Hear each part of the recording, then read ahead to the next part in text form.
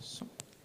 Então, como havíamos combinado, chegou o momento da nossa mesa redonda.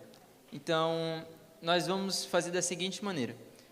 Algumas perguntas eu vou direcionar e outras perguntas, quem se sentir à vontade para responder, vocês podem ficar à vontade. E aí eu vou dar prioridade às perguntas que já foram colocadas aqui pelo WhatsApp, com o QR Code, tudo direitinho. E aí, caso sobre tempo, né, o que eu acho um pouco difícil, a gente pode abrir para algumas perguntas de vocês aí. Lembrando que as pessoas que estão nos assistindo, elas não vão ter a oportunidade de ouvir as suas perguntas. Então, tem que ser perguntas objetivas, para que eu possa repetir, e aí eles sabem quais são as perguntas e vão entender também as respostas deles. Tudo bem? Então, só antes da gente começar, vamos fazer uma breve oração. Oremos. Querido Pai Celestial, amado Senhor, te agradecemos por tudo que o Senhor tem feito por nós e te pedimos que o Senhor venha guiar as nossas conversas aqui e que possa ser produtiva, que possa ser benéfica para o nosso crescimento, que nós possamos entender um pouquinho mais sobre a natureza e o trabalho e o tato com a terra. É isso que te pedimos e desde já te agradecemos, em nome de Jesus. Amém. Certo. A primeira pergunta que eu vou fazer, ela é livre, tá? Então, tem quem se sentir mais à vontade para responder, e eu acredito que é uma pergunta bem frequente, eu vou começar com a mais falada, né? E aí depois a gente vai para as mais específicas. Mas olha só essa daqui. Alguns dos nossos participantes perguntou o seguinte: como controlar, o que fazer, né? Como lidar com as formigas cortadeiras? Então, vocês podem falar, vocês se virem aí. Boa noite a todos. A gente conversou um pouquinho aqui com a turma que teve na palestra da mandioca, e aí eu vou aproveitar e começar por esse processo. A gente tem utilizado a manipoeira, que é a água de prensagem da mandioca, como um controle de formigas cortadeiras. Mas, para isso, a gente precisa trabalhar com a mandioca brava. Tem duas categorias, a mandioca mansa e a brava. Então, a brava ela tem compostos cianogênicos que ajudam a matar o fungo que está no formigueiro e, consequentemente, vai matar aí todas as formigas. Então, é uma das formas de controle. Existem outras, eu vou deixar para os colegas aí darem continuidade. Eu precisaria contar uma história sobre formigas, mas o tempo não vai me permitir, mas eu conto depois aí fora, tá? Mas é o seguinte, vamos pensar assim, ó. A Terra é um organismo. Quando surgem essas intercorrências, exemplo da formiga, tem uma causa. Não é a formiga que é o problema. Não é a formiga que é a causa do problema. A formiga, ela surge diante de alguma intercorrência que houve no processo. E formigas, ela vem como resultado da degradação do ambiente. E, por incrível que pareça, a formiga é o catalisador do processo de recuperação. E falo para vocês, a formiga me ensinou muito, muito ao longo do tempo. Eu falo que a formiga foi minha grande professora no meu processo de formação de aprendizado. É assim, porque a formiga não entende. Por exemplo, eu plantei um citros. Formiga gosta muito de citros. Gosta ou não gosta? Eu plantei um citros ali. Só que aquele citros não está no lugar certo. Ele não está bem nutrido, não está no ambiente, não está na sucessão direitinho. Tá? A formiga chega lá, a formiga é um grande fiscal. Errou, ela vai lá e corta. Mas ela não sabe que eu gastei um dinheiro, que eu tenho uma expectativa, que eu fiz isso. Tá? A lógica dela é fiscalizar o negócio, tá certo? Então, vocês podem controlar a formiga, controle com água de mandioca, controle com isso. Tem 1001 receitas aí que vocês vão encontrar, tá? Mas faça o dever de casa, entenda a lógica da formiga. Quando você faz o dever de casa, que você cuida bem daquele solo, cobre tudo, deixa tudo arrumadinho, uma planta forte, resistente, a formiga vai fiscalizar outro vizinho lá que ainda está fazendo um bocado de besteira, tá certo? Então, eu não vou dar receita para a formiga, tá bom? Vocês já viram aqui, tem outras e outras. Eu quero que vocês aprendam com a formiga, comecem a observar quando é que surge formiga, por que as formigas cortam. Eu não sei se é necessário eu falar mais depois disso tudo. Mas, assim, eu acho importante contar a minha experiência. Porque a gente pode divergir também, não tem problema. E eu concordo com tudo que o Henrique falou, com o que ela falou, e A questão é assim, existem muitos controles que são falsos, orgânicos. Ouço escutar que gergelim, plantar gergelim, o gergelim elimina os fungos, o da mandioca é fato. Aí o que o Henrique disse é fato também. Só que às vezes eu mesmo já tive em situação que você precisa fazer uma cultura diferente de tudo que o Henrique ensinou. E você planta aqueles cítricos, ou os eucaliptos, ou a mandioca, e o lugar estava desequilibrado mesmo, tem muita formiga na redondeza, e tem um elemento novo lá, que é o citros, ou é o eucalipto, ou a mandioca, ou o que for, as formigas vão querer coletar um elemento novo. E você investiu e precisa daquilo, e tem que dar um jeito nas formigas. Então, eu faço assim. Quando é para o meu cultivo, a minha horta, eu deixo as formiguinhas ir comer e vou plantando mais para mim. Tem para elas, uma hora elas cansam, uma hora se equilibra o ambiente. Uma hora o ambiente se equilibra, elas vão comer outras coisas e está tudo bem. É assim que eu faço, eu evito danificá-las. Porém, quando eu planto os eucaliptos ou uma roça de maracujá, elas atacam e eu tenho só um mês para plantar e em seguida começa o crescimento, floração, não tenho tempo, eu faço uso mesmo de inseticidas. Por quê? Não é adequado para o ambiente, mas eu penso assim, eu não devo usar remédios, coisas químicas, mas se eu tiver numa situação de doença que necessita, eu naquele momento pontual vou ter que usar. Então, quando a situação não necessita, eu não elimino as formigas. Mas se for muito necessário e eu tenho aquela situação pontual que eu tenho que eliminar, eu vou fazer a utilização das iscazinhas e depois vou tentar equilibrar o ambiente para que elas tenham um ambiente para coletar as coisas delas ao redor e não venham na minha plantação. É a maneira que eu penso, que eu faço, eu evito também, tá? Mas às vezes eu confesso que eu tenho que lançar a mão porque não tem jeito. Mas isso não quer dizer que o correto não seja o que vocês disseram. Mas eu sugiro também, sabe, a gente entender a lógica. Faz uma coisa mais inteligente, entender a lógica. Primeiro, por quê? Quando a gente fica doente, por que a gente ficou doente?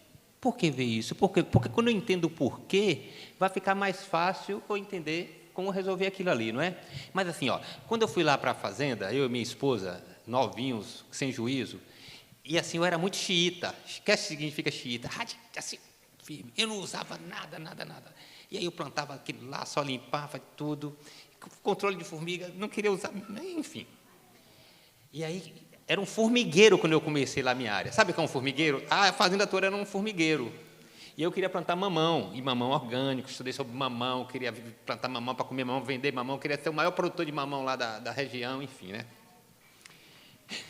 Fui lá para o extremo sul, lá para Nova Viçosa, busquei semente de mamão lá, que ela conhece. E aí, gente, eu comecei a estudar controle de formiga.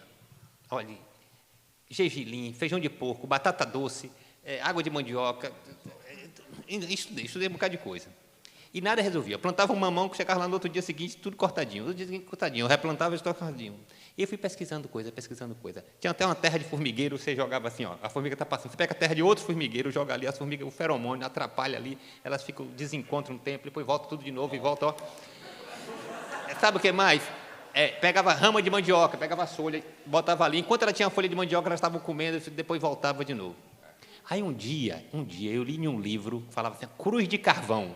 Se você tem uma formiga está passando, você passava uma cruz de carvão assim, dizia no livro, tá certo? Que controlava a formiga.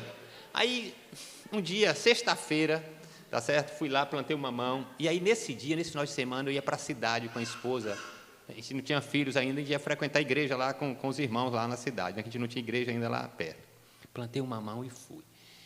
Quando a gente voltou na segunda-feira de manhã, ou no domingo, a primeira coisa que eu fui ver lá foi o quê? O mamão. Quando eu cheguei lá, qual foi a surpresa?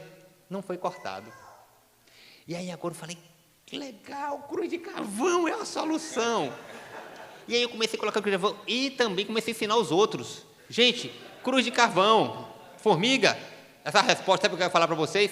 Faça a cruz de carvão. E aí um dia eu conversando com o senhor que me ajudava, Pompílio o nome dele, eu falei, Pio, você viu, cara, cruz de carvão como é resolve? Ele começou a dar aquela risadinha assim. Eu falei, tem coisa aí, O que foi que teve? Conta aí. Ele, vou te contar. Você lembra aquele dia lá, naquele desespero, tal da formiga, que você plantou mamão e foi para a cidade lá? Lembro. Rapaz, vou te contar. Quando você saiu, o seu pai veio aqui e colocou mirex.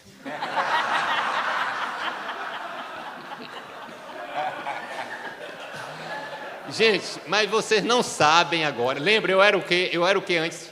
Xiita, né? Lembre, eu não sei qual foi. Eu fiquei muito triste, tá certo? Porque colocou mirex. Mas eu fiquei muito feliz porque não fui eu. Eu estava com a moça.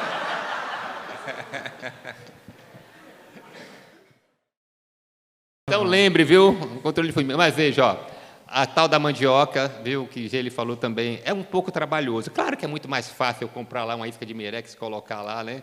E tal, direitinho, mas o dever de casa tem que fazer. Mas, gente, a água da mandioca, se você tem, deixa lá. Mas você precisa deixar ela fermentar um pouquinho, uns 2 dias, assim, para...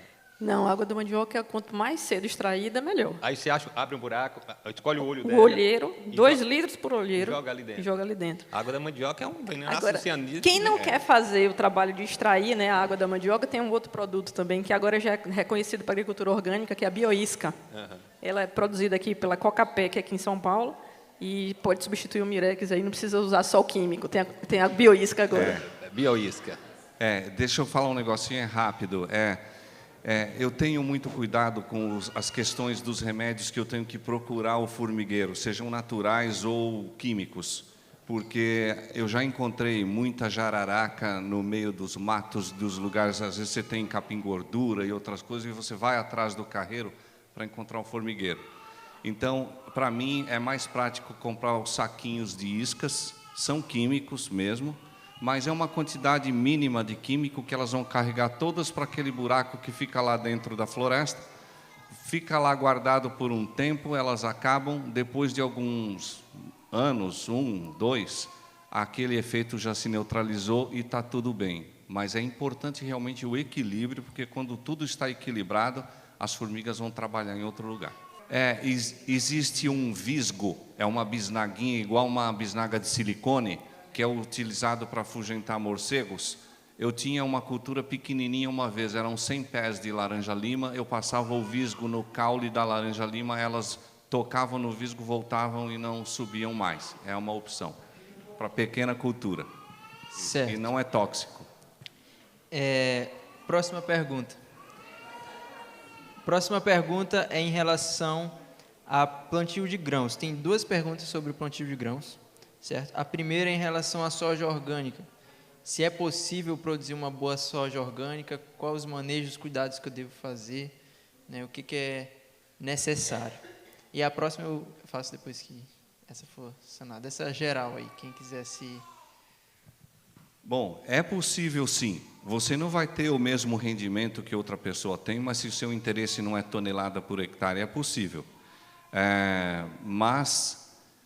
Como a gente falou de solo equilibrado, é difícil para que a soja orgânica não tenha, ou qualquer alimento orgânico não tenha problemas de pragas, doenças, fungos e muita coisa, o ambiente tem que estar muito equilibrado. Então, eu acho que dá para plantar soja orgânica, mas não é chegar a pegar um solo degradado de qualquer forma, sem controle de acidez ou de nutrientes, mas sim fazer um ambiente equilibradinho, como o Henrique ensinou ali embaixo, e o seu ambiente é ótimo, é tratado, então de repente você pode conseguir uma soja orgânica. Vai ter ocorrências de infestações, é possível, talvez você tenha que plantar uma área maior para colher um pouco menos, e eu acho que o sucesso disso vai depender muito da sanidade do solo, do equilíbrio anterior ao plantio. Pronto. E em relação às dificuldades, a próxima pergunta, né? As dificuldades que muitos agricultores, eles que são desejosos de fazer uma agricultura orgânica, enfrentam, em relação também à produção de grãos orgânicos, que é da vizinhança, né? Tem algum problema caso, eu sou produtor orgânico, quero produzir um milho, por exemplo, milho orgânico, mas meu vizinho produz milho também, não orgânico. Tem algum problema, alguma implicação em relação a isso? Tá, eu tenho uma fazenda certificada de orgânicos, tá? E a legislação para orgânico diz que você tem que deixar uma barreira da sua fazenda para outra que não é orgânico. Não tem jeito. Mesmo que ele não use veneno, você tem que deixar, porque ele tem a liberdade. Em algum momento ele pode vir a usar. Então, você tem um espaço que você tem que deixar. Se você plantar naquilo ali, você não pode nem colher, porque não é para não caracterizar que você está contaminando a produção. Então, o que se faz é isso, são barreiras. Ou barreiras vegetais, você deixa sem plantar, não tem jeito. Esse é o que tem que se fazer para não contaminar. É o que a legislação recomenda, não é? Barreiras, distância do seu plantio orgânico para os vizinhos, aqueles que não plantam. Claro, tem alguns lugares que é muito complicado, que passa de avião, né? E aí, enfim. Mas isso aí já são as exceções, embora exista, né? Agora, eu tenho uma pergunta que ela é direcionada, né, para a Jayle.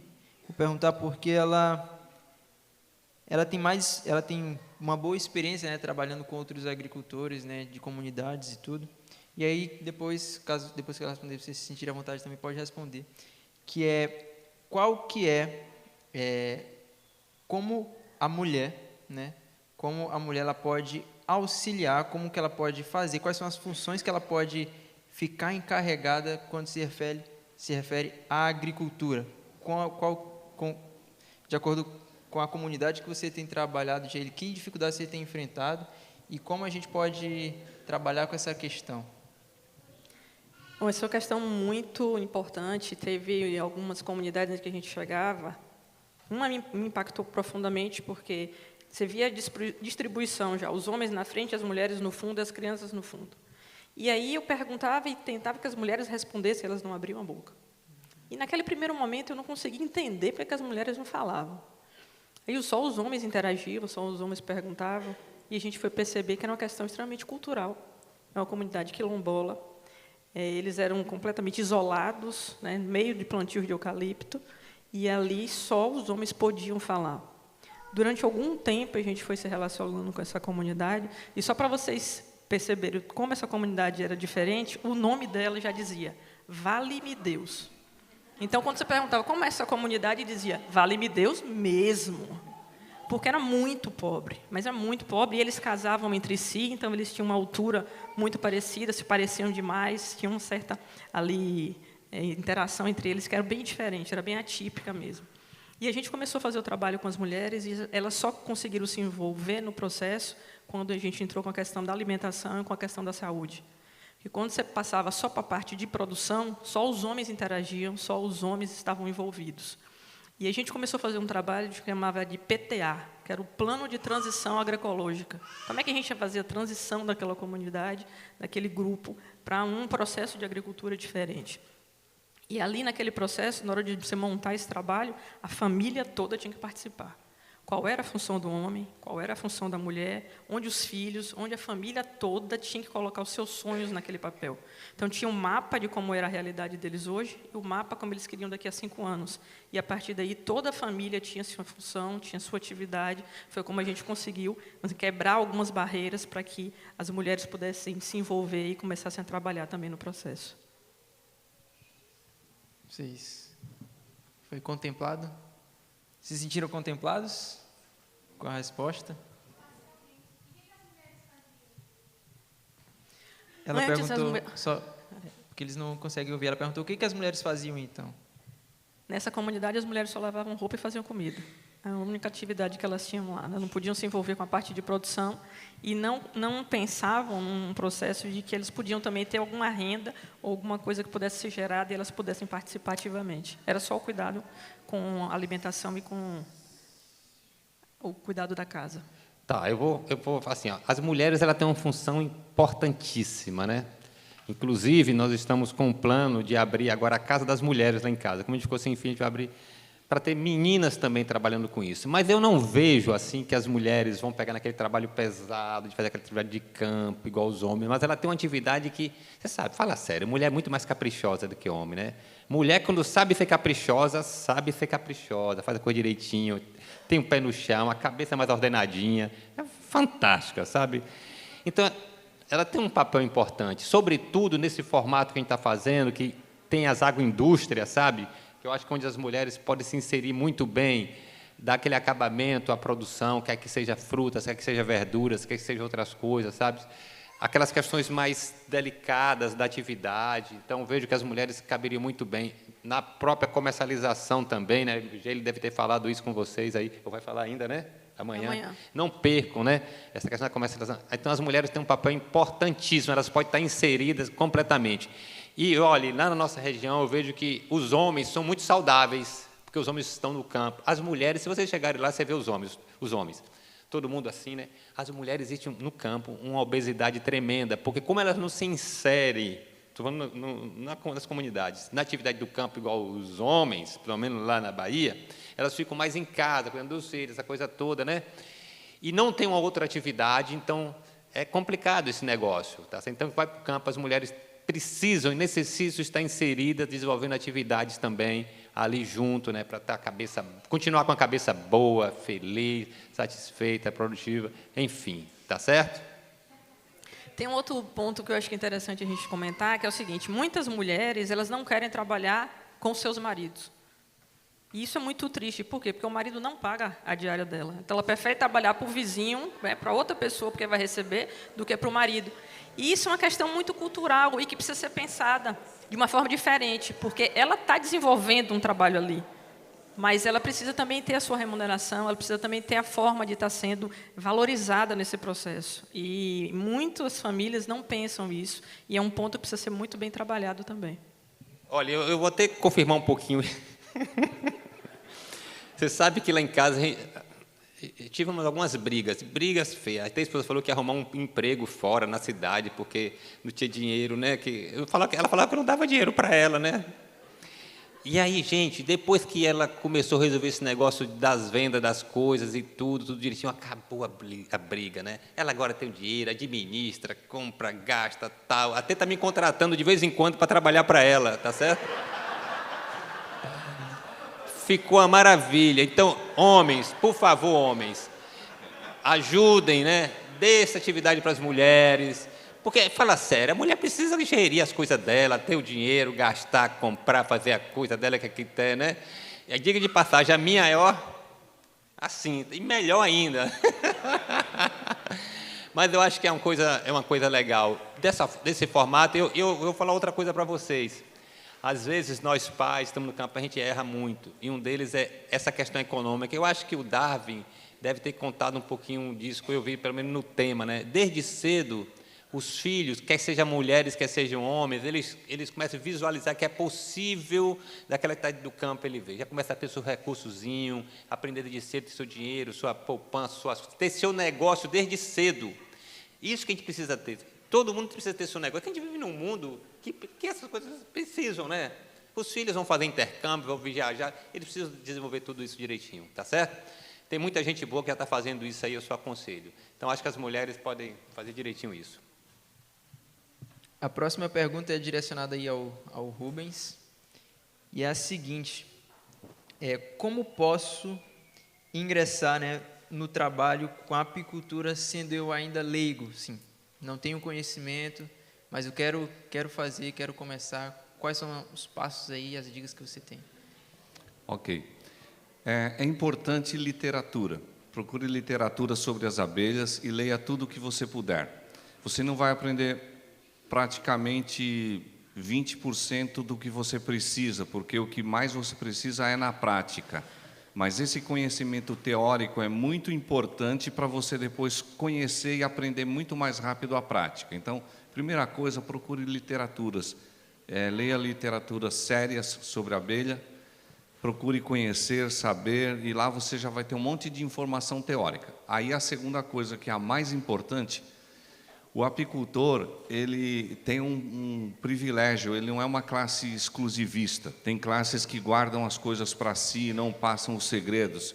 O apicultor, ele adora trocar ideias, adora trocar conhecimento, ele faz aquilo porque gosta. Todo apicultor ama as abelhas, é uma classe assim que gosta muito de partilhar conhecimento. Tem exceções, mas então eu sugiro, se você é leigo e quer começar, procure conhecer os apicultores que tem próximo de você. Encontre o apicultor mais legal. Normalmente os que partilham conhecimento são os mais idosos, os que não têm grandes ambições e não têm empresas, são os autônomos. E aí ele vai começar a te explicar tudo o que ele sabe.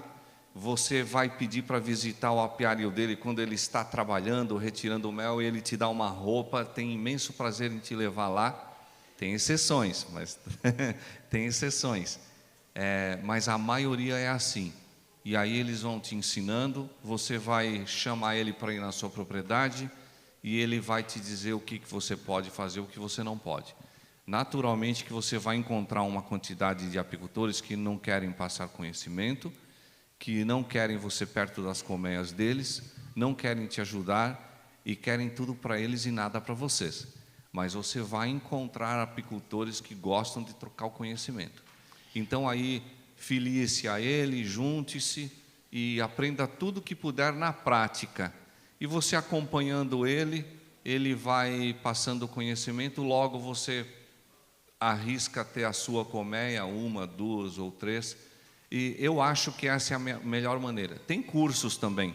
A Embrapa oferece cursos, outros órgãos também estaduais ou federais oferecem, mas é teoria. Teoria e prática são boas, mas é muito importante você conhecer um apicultor que goste de trocar conhecimento e passe isso para você. Aí na prática você aprende muita coisa e com a teoria evita de você ir com os cursos de assimilar práticas erradas que às vezes o apicultor passa para você. Eu acho que o caminho é esse. E assim, se voluntarie para ir ajudar aquela pessoa, vai ajudar a consertar as caixas, fazer a manutenção, né? E tem um negócio dos cursos, muitos cursos e curseiros querem vender produtos também, né? Vai fazer um curso, o cara já quer vender 10 caixas para você, quer vender não sei o quê. Tem que ter cuidado com isso. Vai lá, quem sabe aquele apicultor vai ter que te dar uma caixa meia velha lá, e você arruma e começa assim. Eu comecei assim. Eu tive uma experiência interessante também com a apicultura, em que a gente conheceu... Eu conheci um produtor de meliponicultura, e aí fui visitar, e ele era primo do meu marido nem sabia que era primo dele. E aí, nesse dia, ele falou para a gente, não, vou dar 10 caixas para vocês começarem. E ele emprestou 10 caixas. A gente começou, depois a gente devolveu as 10 caixas para ele. Então, a gente nem precisou, né, ter que adquirir as caixas para começar, as colmeias, os enxames. Ele já forneceu 10 para que a gente pudesse dar o pontapé inicial. E foi super aberto, ensinou tudo. É esse o caminho mesmo. E diga de passagem, só um minutinho. Gente, apicultura é uma coisa muito legal. Você já começa no primeiro ano, já está colhendo alguma coisa, sabe? Gente, chegue, comece, é trabalho para homem, mulher, criança, todo mundo, e o Rubem falou isso muito bem, já falou, não foi? Então, chegue no lugarzinho, com todos os cuidados que o Rubem orientou, vale a pena. Certo. Agora a gente tem a oportunidade de fazer algumas perguntas aí, vocês que estão nos assistindo pessoalmente. Nossa, já... Pode falar. Sim. Para quem está nas redes, eu vou sintetizar a pergunta. Ela perguntou em respeito a acidentes com abelhas, o grau de perigo e a margem de segurança. Realmente, há muita coisa para conversar sobre isso. Eu vou tentar sintetizar muito rapidamente. As abelhas são perigosas, sim, e morre mais gente de picada de abelha do que de cobra, de acidentes e de outras coisas com outros animais. Tem muita gente que é alérgico, sofre choque anafilático, e a gente tem que ter muito cuidado mesmo, mas a maior quantidade de acidentes com abelhas são nos lugares urbanos, não nos rurais, porque elas se instalam lá, tem muita gente nos lugares urbanos, e nas propriedades rurais tem pouca gente. Então, para isso, existe legislação própria. Quem mexe com as abelhas deve estar inscrito nas classes que o município controla, que o meio ambiente controla. Não se pode instalar abelhas em centros urbanos ou próximo deles, próximos de residências, de vias públicas, de currais de animais. Então, a abelha é um negócio que é perigoso, mas é fácil controlar desde que você mantenha as abelhas à distância. Então, as abelhas, estando distante dessas medidas controladas por lei, em lugar rural, longe de criações, de ruas, não tem problema. Os incidentes são muito raros, pouquíssimos. E aí as pessoas que estão próximas devem saber o que fazer num caso de ataque. Elas não atacam sozinhas, assim. Por exemplo, o caso lá que você falou dessas abelhas voando, As abelhas, às vezes, fazem os voos nupciais para acasalamento, e esse enxame voa, elas acasalam lá os zangões com as rainhas, e eles voltam para sua casinha e está tudo bem. Nesse momento, elas não vão atacar ninguém. Às vezes, elas dividem, dependendo da época, quando é início de agosto até janeiro, fevereiro, elas dividem as colmeias e fazem movimentos de enxames novos para outros lugares. Elas também passam fazendo esse barulhão que você ouviu. E nessas horas, elas sentam nos lugares, não picam ninguém, normalmente, se ninguém molestá-las lá. As abelhas só vão ser agressivas, basicamente, em 2 fatores. Quando elas estão com as colmeias muito cheias de mel e elas querem proteger aquele bem que elas têm, e sofrem algum ataque acidental de um animal ou um ser humano que se aproxima de lá e bate ou alguma coisa assim. Mas, em tese, mesmo afastadas, a gente circula pelas caixas sem mexer nelas e sai dali sem acontecer problema nenhum. Então, é perigoso, mas seguindo todas essas regras e ao manipular, estando sempre com macacões e luvas, o risco é mínimo. Eu conheço apicultores que são alérgicos e morrem se tomar a picada, mas eles se protegem e não tomam as picadas. Em caso de acidente, as abelhas não voam mais do que entre 50 e 200 metros para atacar. Elas querem proteger a colmeia. Então, quando elas iniciam um ataque porque um incidente aconteceu, está roçando um mato e bateu nas abelhas, corra, porque não adianta rolar no chão, água, esfregar isso, aquilo, não, corra, porque elas vão percorrer uma certa distância, 50 metros é o geral. Ficou longe da colmeia, elas voltam, porque elas precisam proteger a colmeia. Então, é correr, corre o mais longe que você puder, batendo as abelhas, e tchau. Mas pode acreditar, morre mais gente de acidente de carro, em assaltos, em coisas, do que com incidentes assim de abelhas. Eu ia até fazer uma brincadeira, né? Mas ele já fez sem brincadeira, então não vou fazer mais, né? Porque, na verdade, gente mata mais gente do que abelha mata gente. Então a gente não fica com medo tanto de gente quanto fica com medo de abelha. Mas uma observação. Ocorre mais acidentes com abelhas no ambiente natural do que nas abelhas que são criadas. Por exemplo, na época do preparo dos solos, e certamente em Goiás isso ocorre. Você vai com um trator fazendo um procedimento agrícola, as abelhas estão em um cupinzeiro ali no chão, a máquina passa, o trator não é gabinado, as abelhas vêm, tá certo? Então, a maioria dos acidentes com abelhas são abelhas no ambiente natural, nativo, e não nas colônias, nas colmeias, no apiário que é feito, tá certo? E ali, independente de você estar criando ou não criando, aquele acidente iria acontecer. Mas tem uma abelha boazinha também. Tem a abelha sem ferrão. E aí, como eu tinha medo de todo esse processo, como você falou, eu fui trabalhar com as abelhas sem ferrão. Então, a gente desenvolveu o trabalho todo na fazenda por receio da apicultura com a meliponicultura, que é a abelha sem ferrão. Ela não quis falar que a abelha apis é má, tá? Ela falou que tem abelha boazinha, mas ela não quis dizer que a abelha é má, porque a abelha não faz mel, a abelha não faz mal, a abelha faz mel. Tá certo? Só mais uma coisa, Rubens, uma pergunta ali, qual distância mais ou menos seria ideal aí? A distância, eu não vou falar seguramente porque eu não li a legislação nova, mas a legislação que eu conheço era 50 metros. Ouvi dizer que mudaria para 100 metros de vias, de casas e de currais.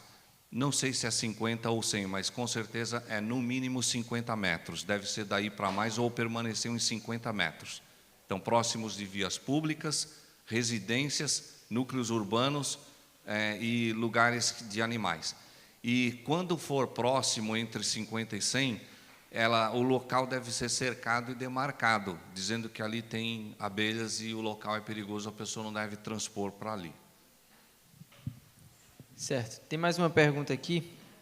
Diz o seguinte: como proceder com as minhas frutas? Todas elas dão bicho, elas ficam brocadas. É só isso que diz. Tá, então vamos lá. Gente, olha, eu queria falar um negócio com vocês que é bem interessante. As plantas, elas são formadas por células, é um ser vivo formado por células, exatamente como nós os seres humanos, os animais de uma forma geral. Então, tudo que vocês veem que ocorre com o ser humano, uma doença, alguma coisa que está relacionada com alguma causa, que tem algum problema, é a mesma coisa com as plantas. Mas vamos lá, respondendo, sendo mais específico lá com as frutíferas. Por que fruta, às vezes, chama mosca da fruta, mediterrânea, por exemplo, ou broca, essas coisas todas, né? Uma delas, às vezes aquela espécie não é adaptada para aquele local. Isso é uma condição, tá certo? Ou, às vezes, o sistema, a planta não está bem nutrida, o sistema não está bem organizado. É o segundo. Ou, às vezes, é uma produção fora de época também, tá certo? Ou, às vezes, é uma espécie exótica, uma espécie que trouxe de outro local. Por exemplo, vou dar um exemplo de manga.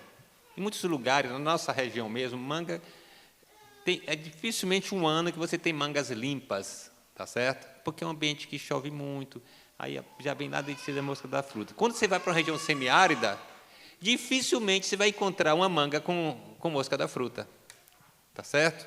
Exemplo ocorre com laranja, com goiaba, com isso, aquilo, outro. Então, primeira condição, busque aquelas espécies que sabidamente dá bem naquele local, tá certo?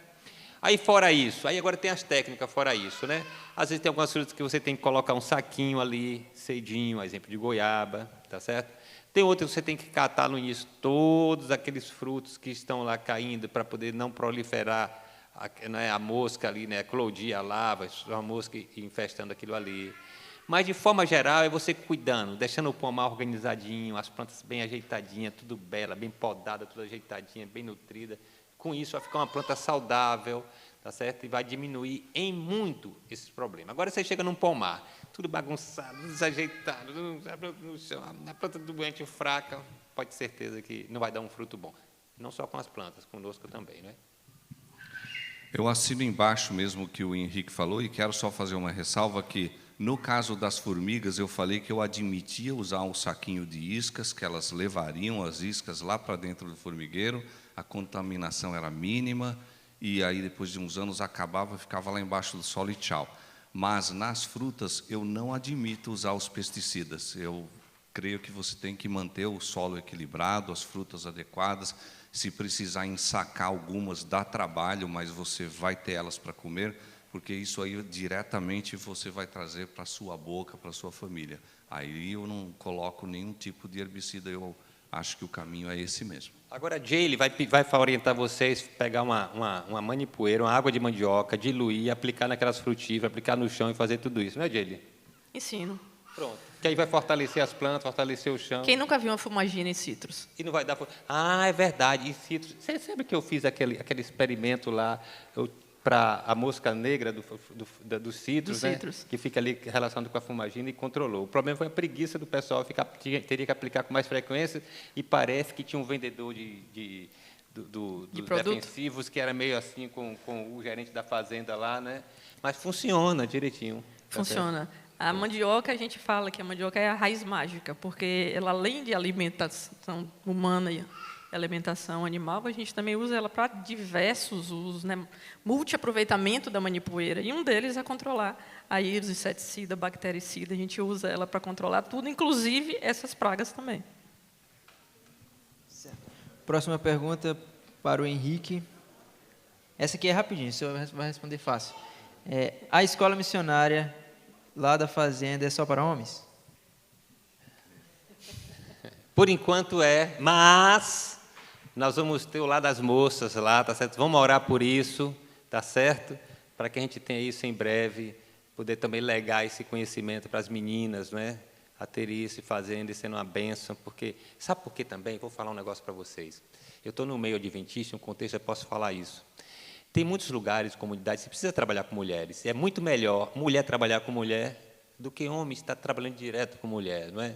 Então, eu gostaria de ver meninas também habilitadas, preparadas para estar lidando com esse público, né, direitinho ali, para a gente ter mais lisura, ter menos problemas, né? Então, acho que a gente quer ter meninas sendo preparadas para essa atividade também.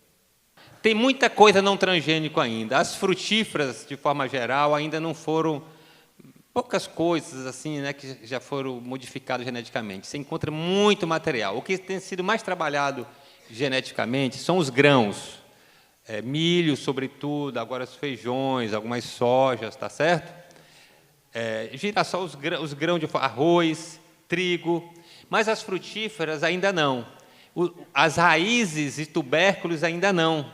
Então, vamos lançar mão desses materiais, tá certo? E buscar essas sementes, que a gente chama de sementes crioulas, sementes tradicionais, que ainda não tem, e guardar essa semente, preservar essa semente. É um trabalho que a Geile, né, tem feito isso na comunidade dela, e outros lugares também tem. Então, a gente tem muito material não transgênico que a gente pode lançar mão.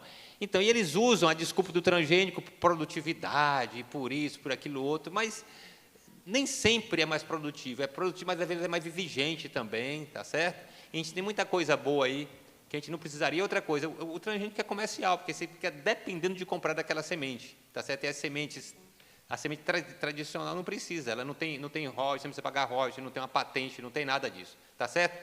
Então, vamos... E para a gente é muito tranquilo, a gente quer a liberdade, é ou não é? Então, a gente precisa ter essa perspectiva. Certo. A última pergunta que eu deixei essa aqui por último, que já fecha, finaliza, e é uma pergunta que a gente precisa responder. Diz assim, ó, conta a história de um camarada amigo nosso, fala: sou paranaense, prestei concurso público municipal e agora trabalho como gari, limpeza da cidade. Como abandonar o trabalho garantido? Terei sucesso como? De antemão, já quero falar algo, né, antes das respostas de vocês, que, amigo, você está amparado por Deus. Então, independente do que eles vão falar aqui, né, essa já é a resposta, sim, que Deus tem para você e para todos que estão aqui nos assistindo, para todos que estão aqui, nós estamos sendo amparados pelas promessas. Então, independente de qual seja a decisão e a escolha, né, Deus está amparando todos nós. E agora, vocês têm a missão de incentivar, agora o recadinho final, para incentivar os nossos amigos aí que estão querendo tomar algum passo significativo nessa direção aqui que a gente está comentando. Eu vou falar. Veja o seguinte, eu acho que o que Derek falou é completa verdade, né? Quando a gente está em aflição, o nosso Pai do Céu nos acode. Acode ou não acode? Mas veja, você está trabalhando em um trabalho urbano, nesse que ele mencionou. Eu acho que para começar, você mudaria de trabalho. Vá para um trabalho agrícola, dentro de um local que já te aproxima daquilo ali, tá certo? Já seria uma boa transição. Gente, os lugares rurais, o custo de vida é muito baixo. Mesmo que você ganha menos, você gasta menos. Tem comida abundante, você tem ali a mandioca do vizinho que vende baratinho, tá isso, tá aquilo. Você já tem um quintal que pode estar plantando, tá certo? Não necessariamente você tem que sair de um emprego na cidade e já comprar uma terra para fazer. Você pode fazer uma transição. Vai lá, vê algum irmão que já tem uma terra, tá certo? Às vezes tem uns irmãos gente boa, tem outros irmãos gente boa também, tá? Mas vai lá, viu? Arruma um trabalho ali, vai fazendo alguma coisa, vai aprendendo. Outra coisa, gente, ó, vou levantar que tem aqui agora. Nem sempre a primeira coisa a fazer é comprar uma terra. Alugue uma casinha lá em um lugar, numa comunidade dessa no campo, arruma um trabalhozinho ali, vai aprendendo, vai vendo se é aquilo mesmo, se a família se adapta. Faça coisa com o pé no chão.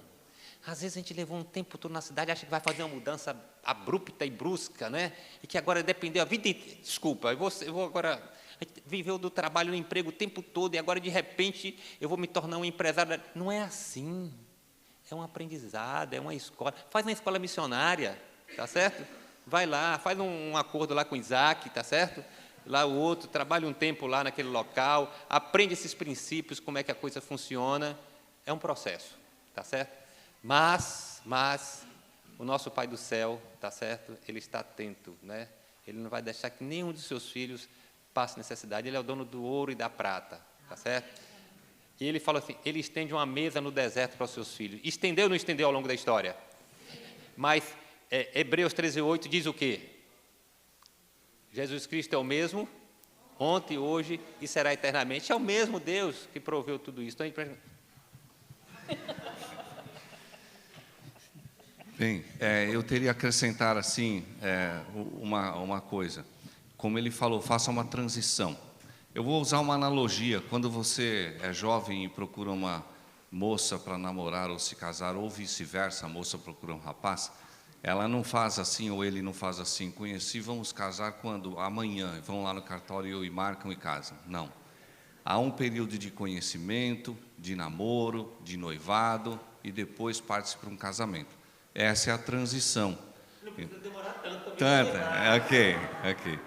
Então, é como eu falei nas minhas palestras, procure um lugarzinho onde você possa fazer um canteiro para um pé de fruta, um pomar, uns animaizinhos, e vá criando o gosto. Se o namoro der certo, no futuro você toma o passo de sair da sua profissão e ir para a profissão agrícola.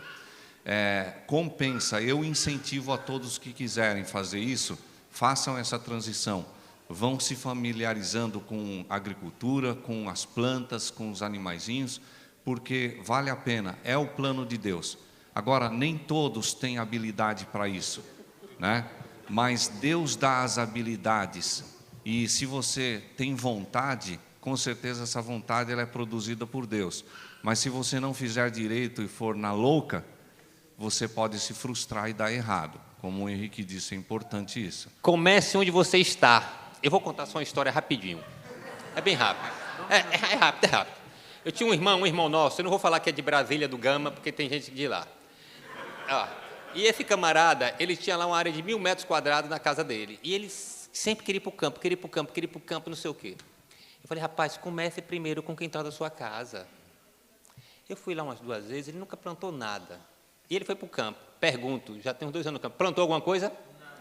Comece onde você está. Gente, você arruma uma caixa dessa, coloca a terra e plante ali. Olha, é sério.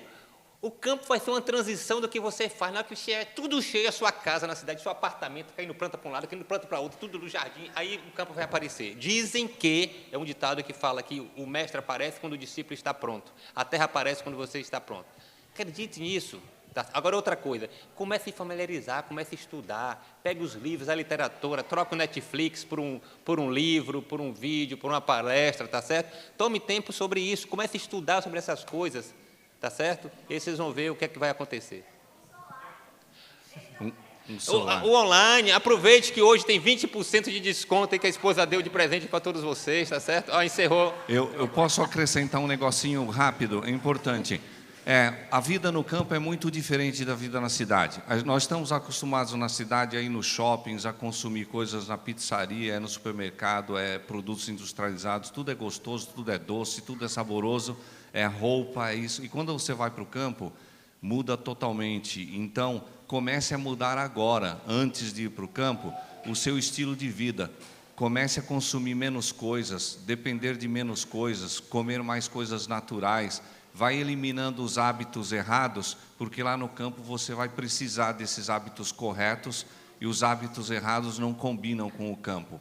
Então, faça uma mudança interna e essa mudança externa também, de se familiarizar com as coisas da terra. Amém. É isso aí. Oremos.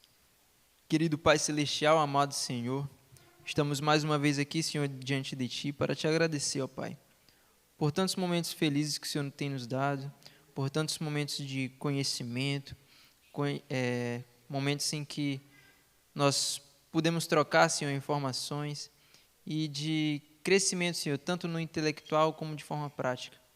Te agradecemos porque nós cremos e sabemos que o Senhor tem nos abençoado e que até aqui nos ajudou, Senhor. Te pedimos, ó Deus, que o Senhor venha nos ajudar, que nós venhamos dar os devidos passos direcionados por Ti em direção à Tua vontade e em direção ao Teu plano original. Por favor, Pai, continue conosco durante o restante dessa noite, guarda-nos e livra-nos de todo mal. É isso que te pedimos e desde já te agradecemos em nome de Cristo Jesus. Amém.